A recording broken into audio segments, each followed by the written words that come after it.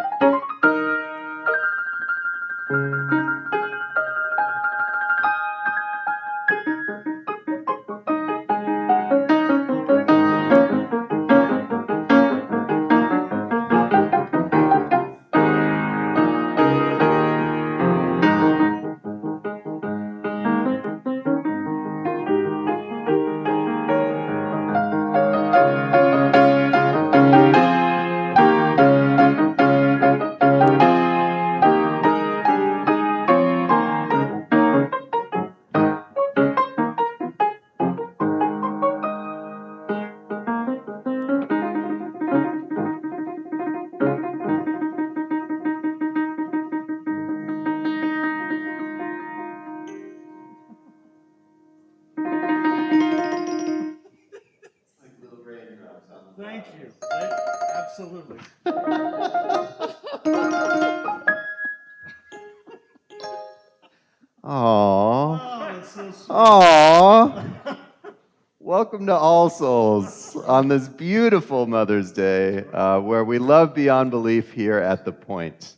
Agnostics, atheists, humanists, all kinds of seekers gather in community. No matter what you believe or don't believe, or where you come from, you are welcome here, and you are loved. Thank you all for joining us either in person or online. If this is your first time here, please fill out a Connect card found in the pew back in front of you, or online, it will be in the chat. Let us know a little bit about you. And just to note, if you didn't get a chance to add your flower to our bouquet, please feel free to come up during one of the hymns and place your flower in the basket. Now I invite you to join me in our covenant. Love is the spirit of this church, and service is its law. This is our great covenant, to dwell together in peace, to seek the truth in love, and to help one another. In just a little bit, we'll hear a story from our director of RE, Shannon Boston, and a message from Reverend Barbara Prose, and a beautiful couple of songs for you today.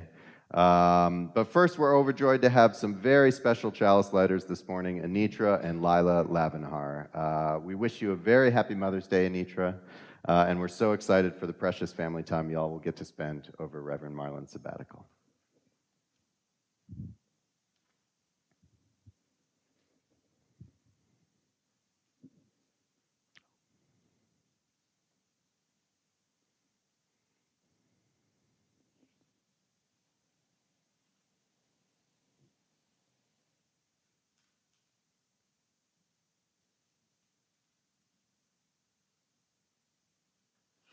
Our chalice lighting words today are from Alice Berry. Children of the earth and sky, we are nurtured, sustained, given warmth and light from above and below. Supported by earth's strong, firm crust, we build our homes, till the fields, plant our gardens and orchards.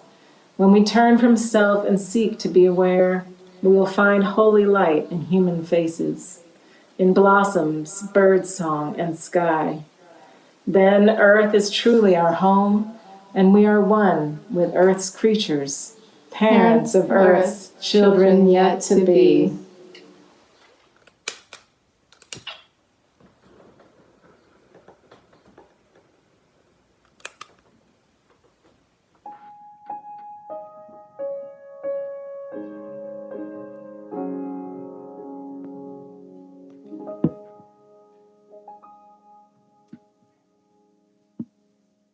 Good morning.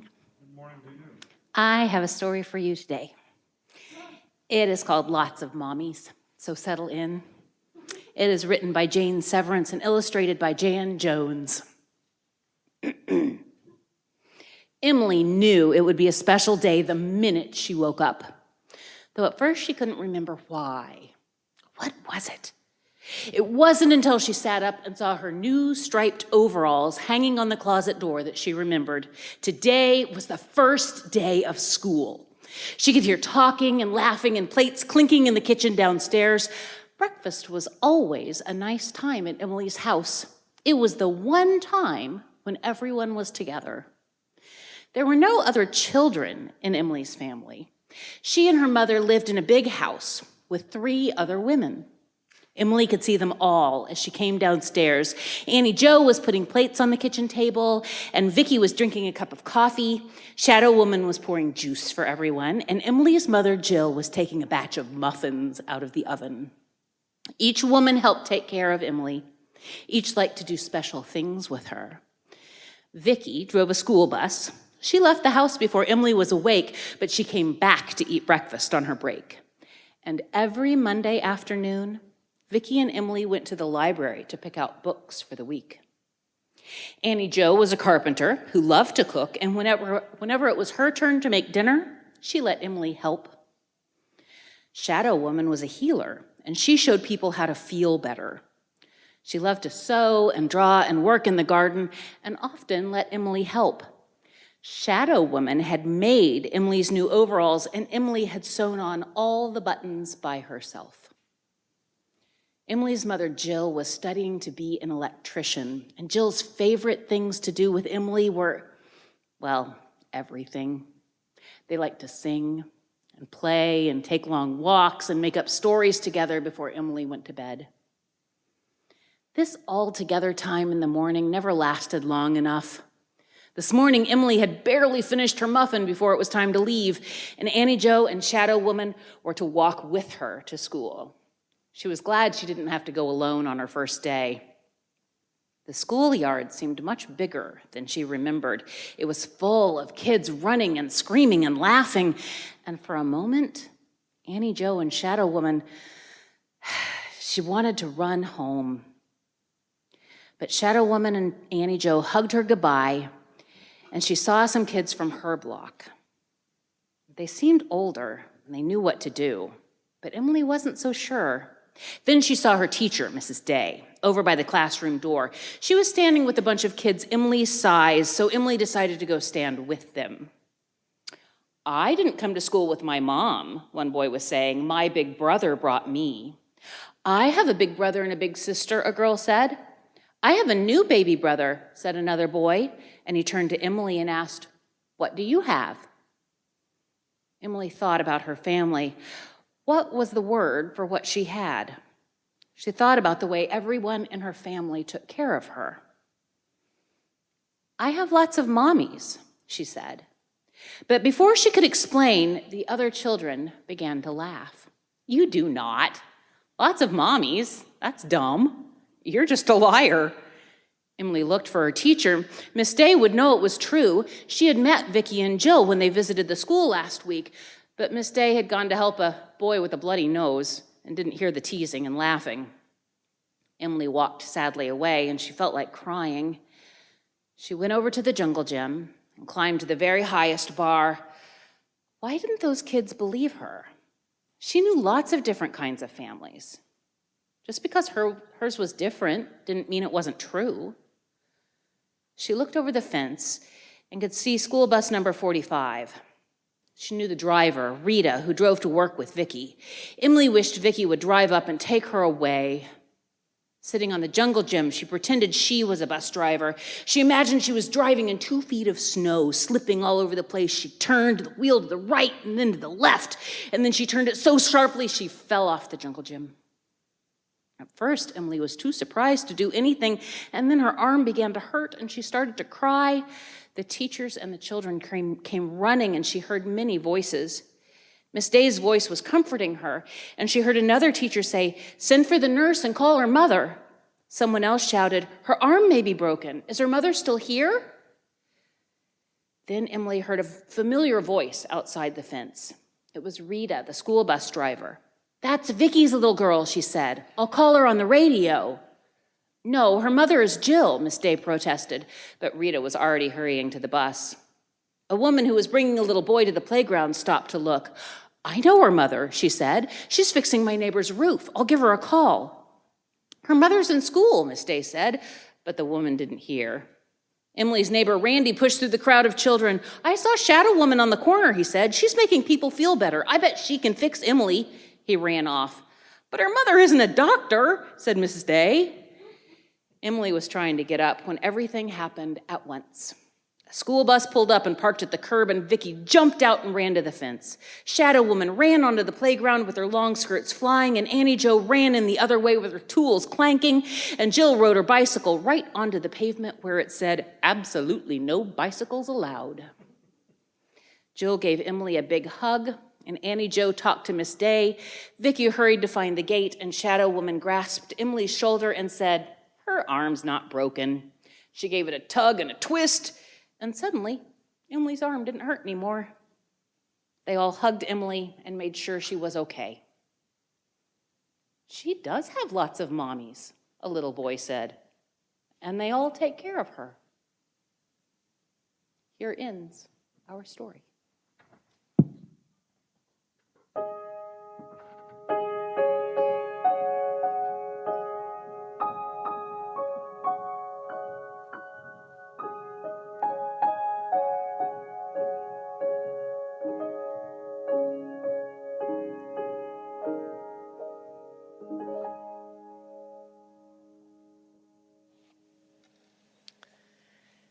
Thank you, Shannon, for telling that story in that amazing way that you tell stories. It might surprise some of you that I bought that book about 30 years ago, and I read it to my two daughters in the 90s. And I think it's important to note that this morning, that social change movements don't just happen overnight. It takes decade upon decade, generation upon generation of people insisting on our rights and our freedoms for change to last. So I hope you enjoyed that story. We're celebrating something this morning together, Flower Communion, which originated 99 years ago, talking about generation upon generation, in 1923, with Dr. Norbert Čapek and his wife Maya, who were founders of the Unitarian movement in Czechoslovakia.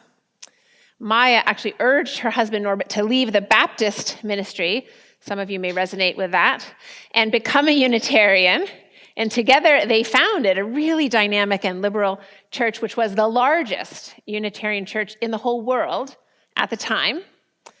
And Čapek and Maya created this, Norbert and Maya created this, this beautiful ritual that we're going to participate in together today, saying that each flower symbolized each individual's character, affirming the gift of life that we each carry within us. And the bouquet symbolizing how we're all choosing to be together in spiritual community, whether we attend the Point or the traditional service, or in the past, some of us used to attend our contemporary service. No matter what our religious backgrounds or our heritages, we come together as one. And here I would say, not even despite our differences, but because of our differences. We practice together how to be one community. So the ritual that they created almost 100 years ago is that people would bring a flower representing themselves, and then they would leave with another flower with no regard to where that flower came from, representing this way we live, which refuses to allow our differences of class or race or gender identity or political persuasion or country of origin or all the things that might distinguish us and make us special, but we refuse to allow those differences to divide us. And that's what this ritual represents, that we're all given this gift of life, and it's good. It's a gift we treasure. Now, when the Nazis took control of Prague in 1940, they did not approve of this message of inherent worth and dignity of each and every person. They thought that this message that Norbert and Maya were sharing was, and I quote, too dangerous to the Reich for him to be allowed to live. And Dr. Čapek was put to death in Dachau, a death camp, the following year. So every year on Mother's Day, when we celebrate this flower communion ritual together, we remember that his death reminds us that this message, this core message of this community, that we are all intimately interconnected, that we all share the same fate, that we're all each called for to care for and protect each other, it's not always a popular one. In fact, it's a dangerous message, even still today in our times in this city of Tulsa. But this message of human hope that we're enacting reminds us of what we believe, and it's thanks to, and we've never actually mentioned this at All Souls before, so it's exciting for me to share this with you. It's thanks to Maya Čapek, who introduced it to the members of a Unitarian church in Cambridge in 1940 when she took a tour to the United States. And because of the war, Maya wasn't able to return to Prague during the war, and she never saw her husband again. But these are the words that Maya used to describe this flower communion ritual. No two flowers are alike. No two people are alike. Yet each has a contribution to make. Each would help to make this world as beautiful as a colorful bouquet. Organized and growing into a true community, we are ready to serve one another, the nation, and the world. By exchanging flowers, we signify that we are willing, in the spirit of tolerance and patience, to march together in search of truth disregarding all that usually divides humankind. Powerful words. And when they conducted this flower communion in Prague, they would bless the flowers. And this is a humanist service, so I do not want to bless the flowers alone. So I invite you to look at the back of your programs, and there's some words at the top in pretty small print. And I'm going to invite you to say those words with me as we reflect on this story and the power of this message. You ready? Okay.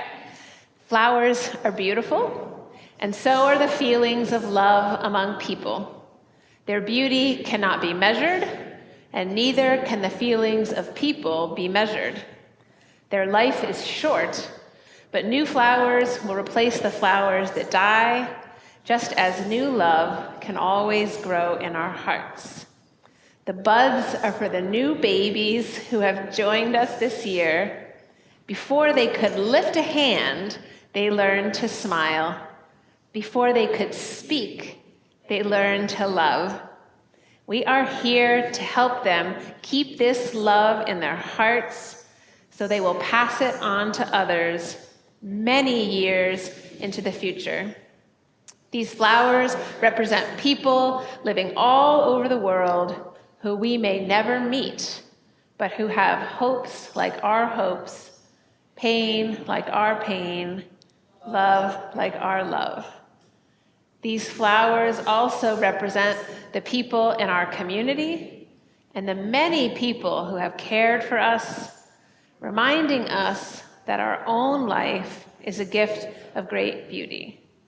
So lovely today, the flowers will fade tomorrow, but the love we share today will be passed on from generation to generation. Thank you.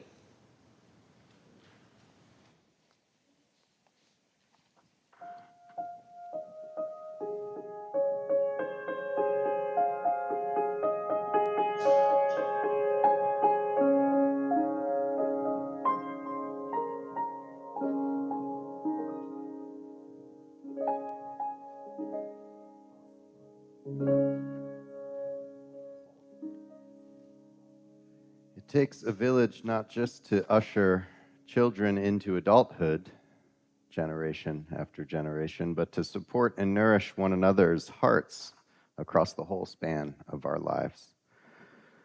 We hold one another in our joys and in our hardships.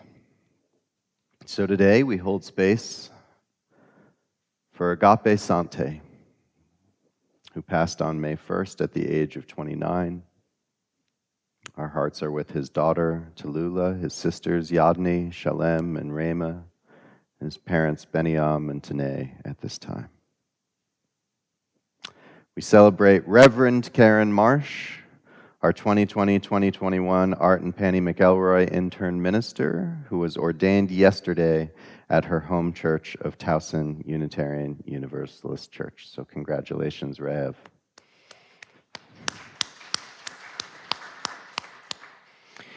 We're overjoyed to lift up Celeste Prose, Reverend Barbara's daughter, who celebrates her first Mother's Day today with baby Josephine.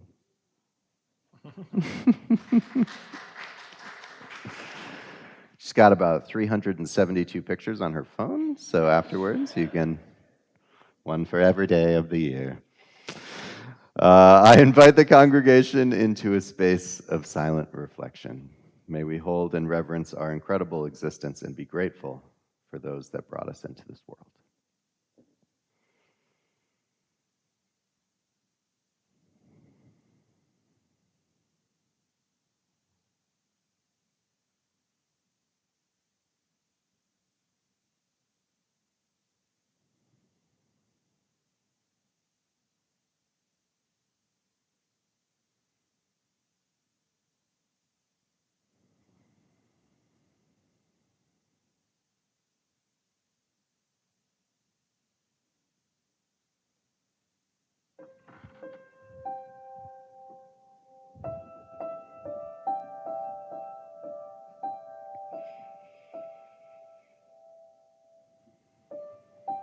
I'd like to offer a little song that I don't have the music for up here with me, but I thought of it while I was sitting in the pew. And so while I can't play it, I think I can sing it. And Reverend Barber was talking about a book. Well, this song is really old. It's from the 1920s. And it goes something like this. M is for the many things she gave me. O is for the only one I love. T is for the tears that shed to save me. H is for her heart of purest gold. E is for her eyes with love light shining. R means right, and right she'll always be. Put them all together, they spell mother, a word that means the world to me.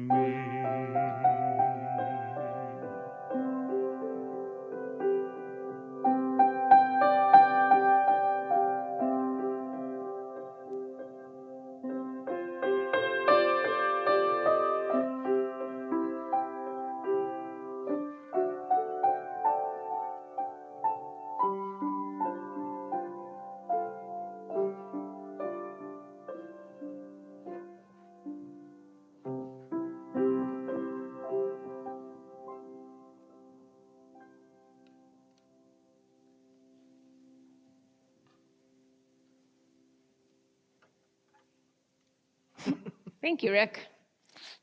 I don't think you did that just for me, but that word mother means so different things to each of us, and we'll be talking about that today. But this is the first anniversary of my mother's death this weekend. So that was very spot on, Mr. Fortner. Thank you. I do have a question for you this morning. Might sound like a trick question. This is it. How many mothers do you have? One. I heard that answer. Thank you. That was my first answer, too. Oh, somebody's counting over there. So, yes, the first answer that comes to mind is one, because your mother is the person who gave birth to you. Yes. Whoever said one, yes. True. But, and thank you, RE Director Shannon Boston. Yes, and it's not all of the truth. It's part of the truth of mothering and creation. So my mother, who I mentioned already, here's what I mean. She knew right away that I needed more than one mother. When I was a little girl, and when I was having really big feelings, she would suggest that I call my best friend Jan. And when I think about that now, I think how smart my mother was to understand that she didn't have and didn't have to have all the answers all the time. Friends of all ages and genders can be mothers in our lives, encouraging us and cheering us up and cheering us on. So I started to really think this week, well, how many mothers have I had? And then I realized there's one mother that we all share in common. Yeah, you were in the first service, Mr. Porter. I wasn't listening. Oh, great. So yes, Mother Earth is a mother we all share. So do we agree now that we all have at least two mothers, the mother who gave us birth and Mother Earth? Yes? Nod your head, thumbs up. Excellent. Thank you.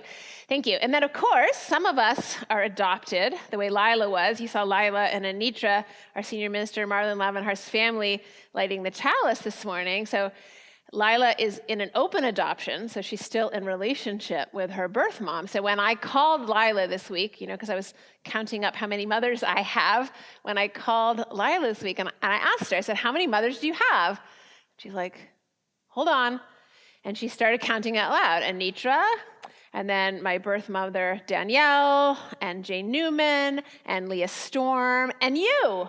She surprised me with that. And she continued, I love having that many moms. It's fun, she said.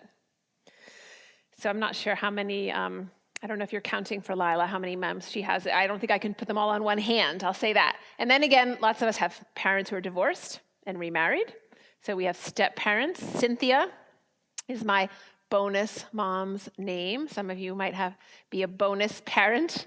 So I think I'm up to 4 mothers, but then I realized I have a godmother too. Her name is Bearable, so that's 5 mothers just for me.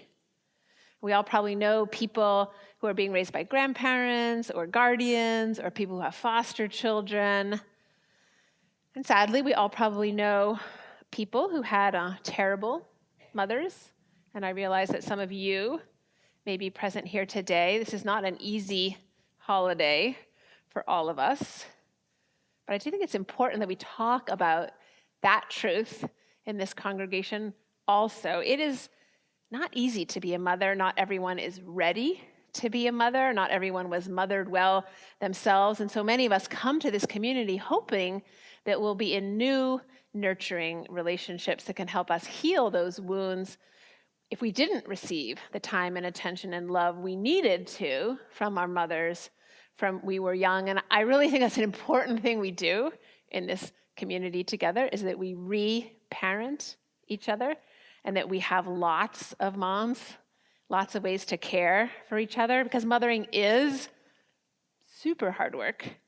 And it's really good to remember that we don't have to do it alone, that we can do it together.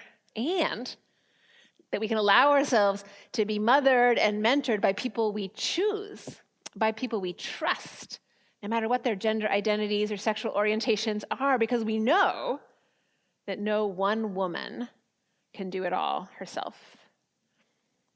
The truth is, and our theme for May is truth, actually, our truth is that our world today needs a whole lot of good mothering.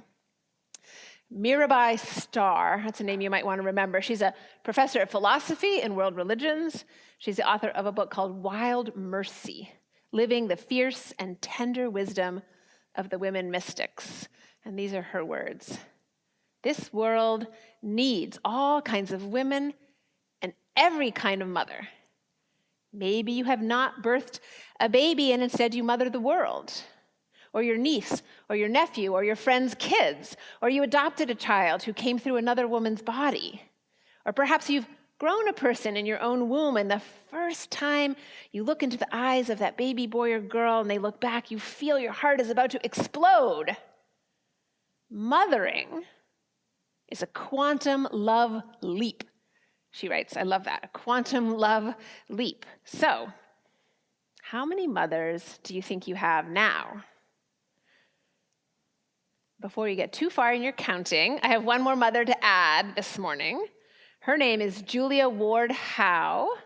Important that we talk about her on Mother's Day every once in a while. She is a mother of our liberal religious faith, this tradition that we claim. She was born in New York City in 1819, raised an Episcopalian, and she became a Unitarian by 1841.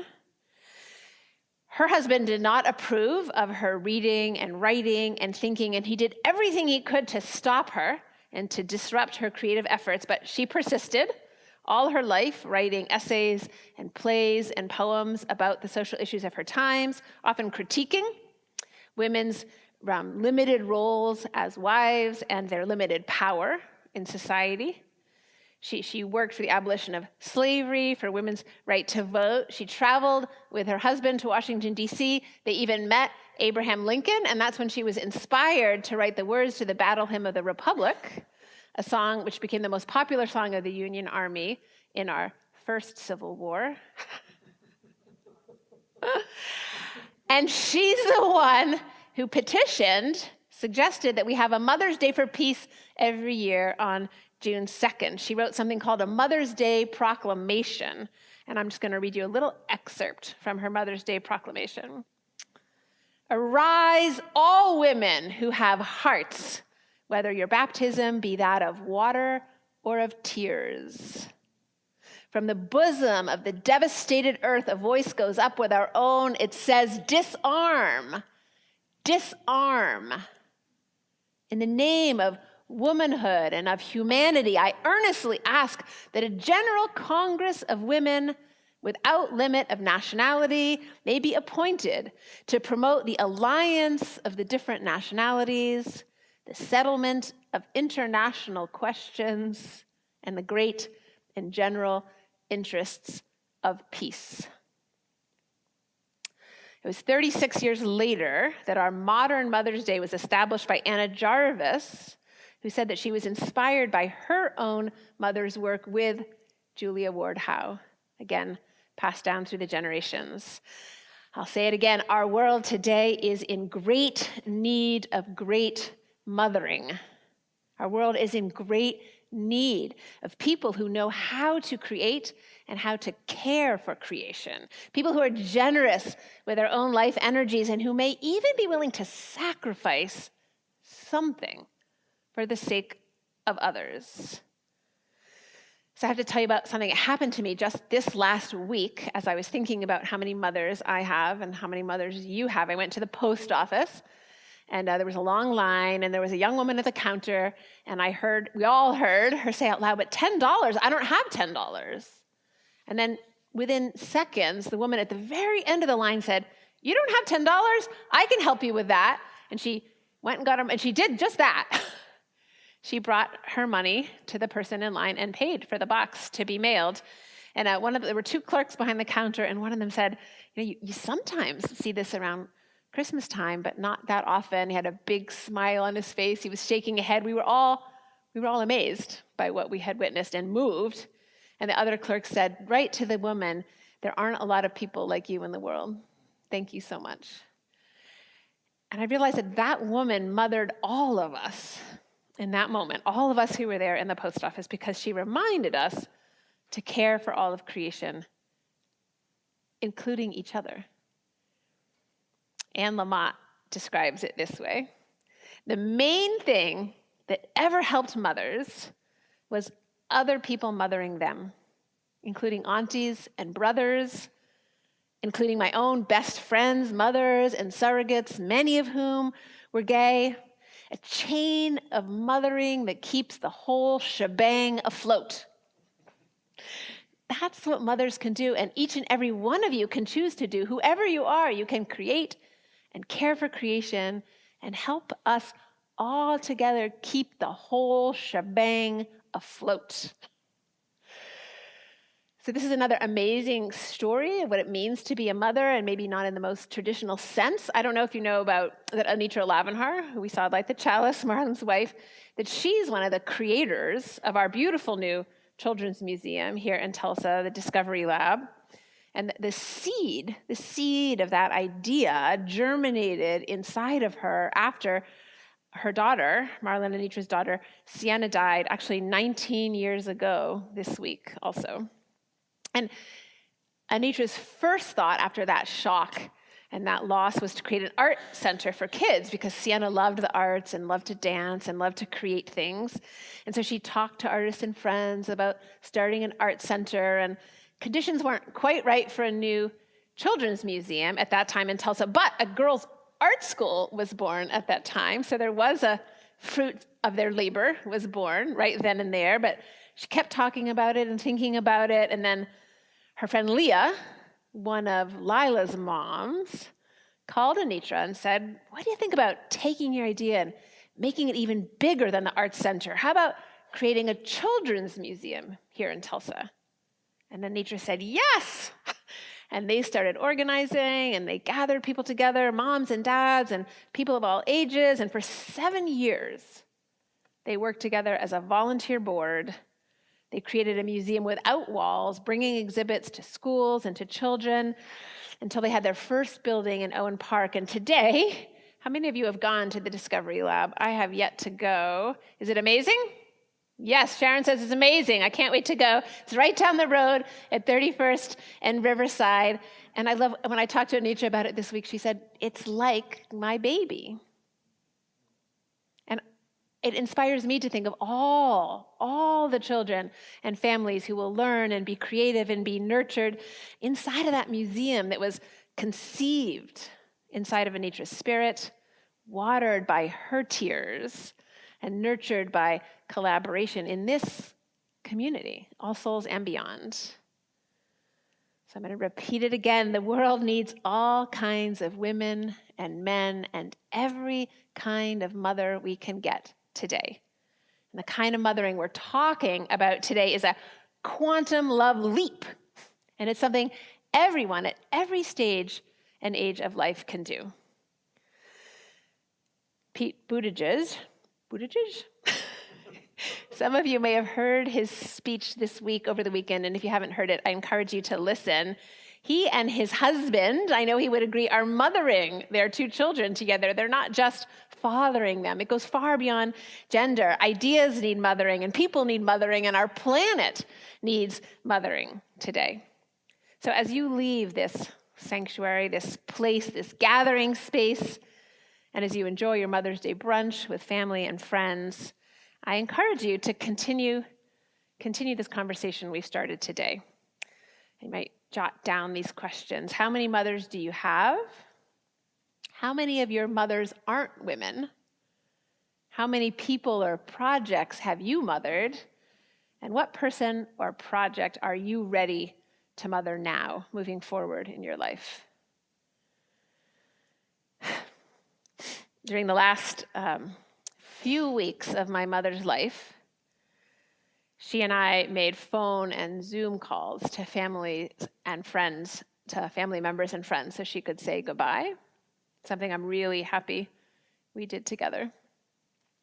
And one person we called is my friend Deb, who is 10 years younger than I am, but who has known my mom for a long time. And as I was holding the phone for them to have this last conversation, my mom paused and she said, okay, I know, I got it. I know what I need to ask of you, Deb. And she said, will you take care of my baby after I'm gone? Tearfully, in response, Deb said she would. And I'm here to say today that she has. And that I'm so grateful for my millions of mommies, my many, many mothers. And I'm grateful, this is important to say today in a loud and clear voice, I'm grateful that I've had the freedom to choose when I would become a mother.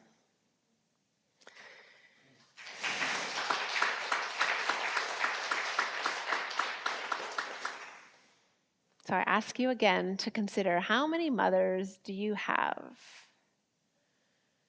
And to hear these words from Mirabai Starr before we gather in the garden and you take a flower home with you.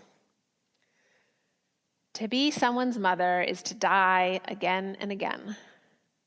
Die to who you thought you were and who you hoped you would become. Die to your cherished notions of what a child of yours should look like, sound like, behave like. Die to your illusions of control.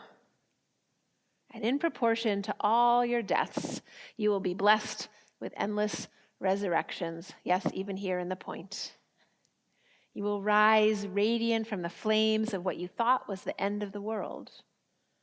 And your child will rise luminous from the ashes of your errors. I've done my best to be a worthy mother of this beloved congregation. And I will always love you, even when I can't care for you directly. And I will always lift you up, just as you have lifted me up over the years. Thank you.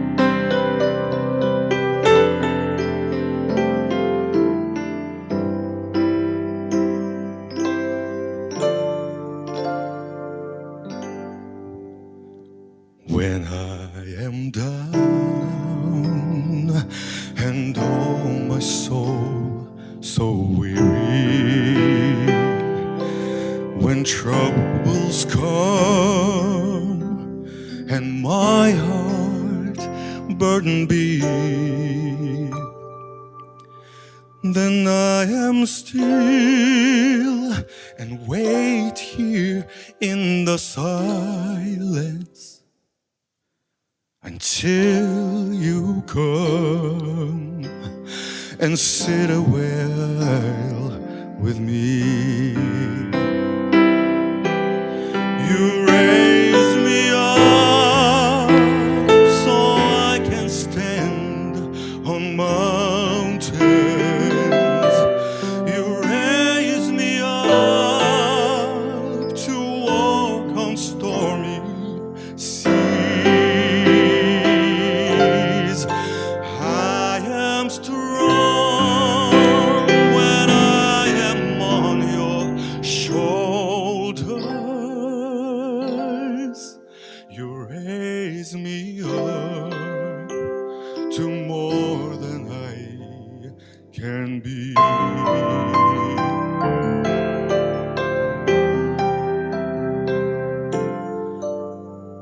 There is no life without its hunger. Each restless heart beats so imperfectly. But when you come and I am filled with wonder, sometimes I think I glimpse eternity. You raise me up so I can stand on mountains. You raise me up to walk on stormy seas. I am strong when I am on your shoulders. You raise me up to more than I can be. You raise me up so I can stand on mountains. You raise me up to walk on stormy seas. I am strong when I am on your shoulders.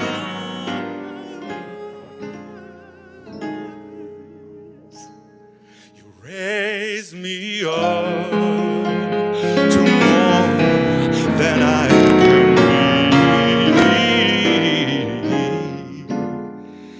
You raise me up to more than I can be.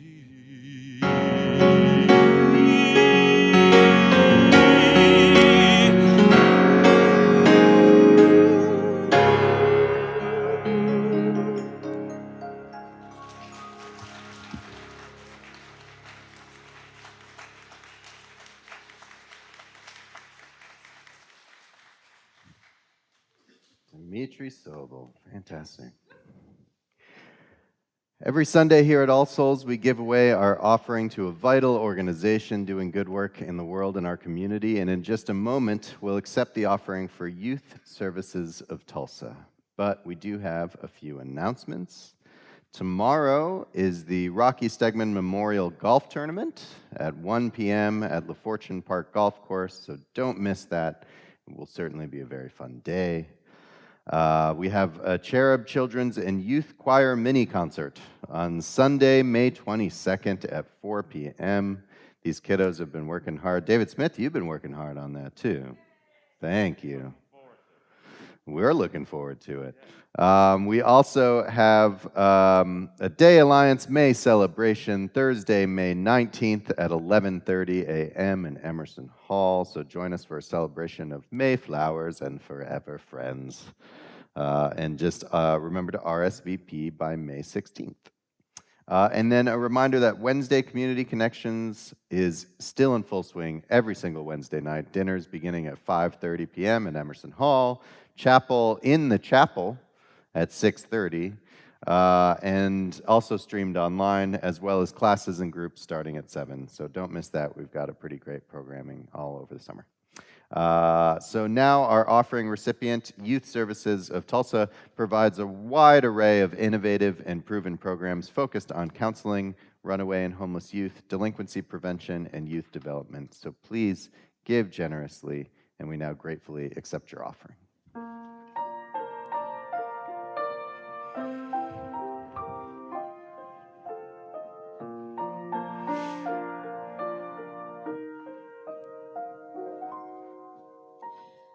Baby mine, don't you cry.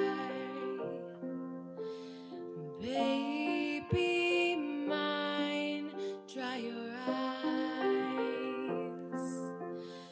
Rest your head close to my heart, never to part, baby of mine.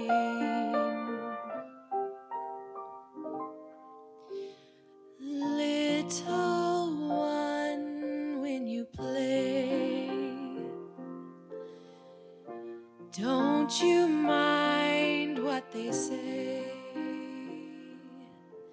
Let those eyes sparkle and shine, never a tear, baby of mine. If they knew, sweet little you, they'd end up loving you too. All those same people who scold you, what they'd give just for the right to hold you.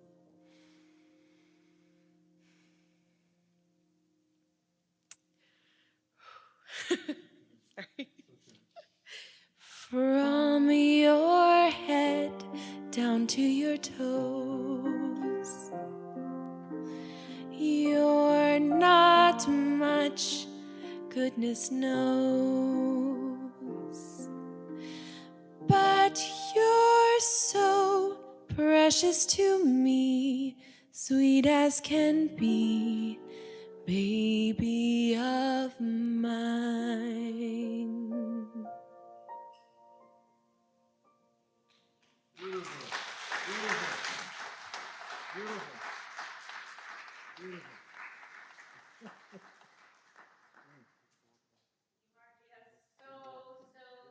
And thank you, Dimitri. It's just so perfect for this Sunday to hear two such glorious voices that are each so different. So I hope you please do remember to take a flower home with you. Each of these flowers represents how unique and beautiful we each are and how much the world needs each of us to flower fully and share our gifts with the world.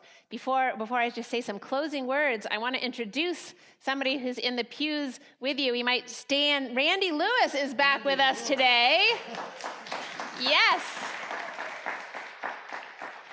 He was here in 2010 when I arrived. He was here from 2009 to 2014. He will be in fellowship as a Unitarian Universalist minister this fall. And he's not just with us over the summer while Marlon's away on sabbatical. He's going to be with us for the next 2 years. Woo! So please.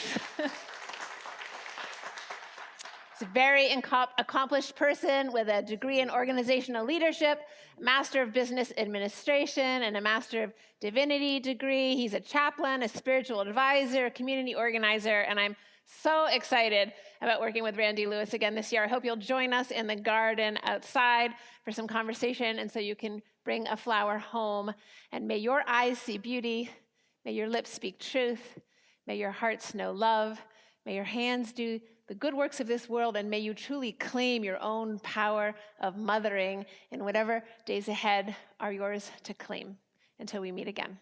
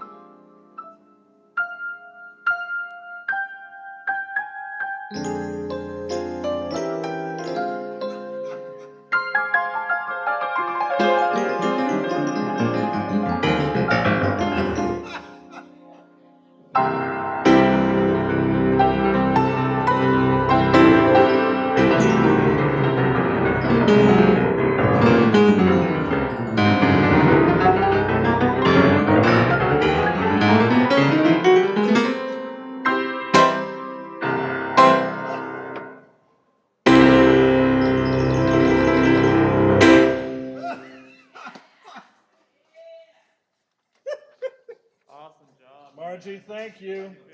It was beautiful.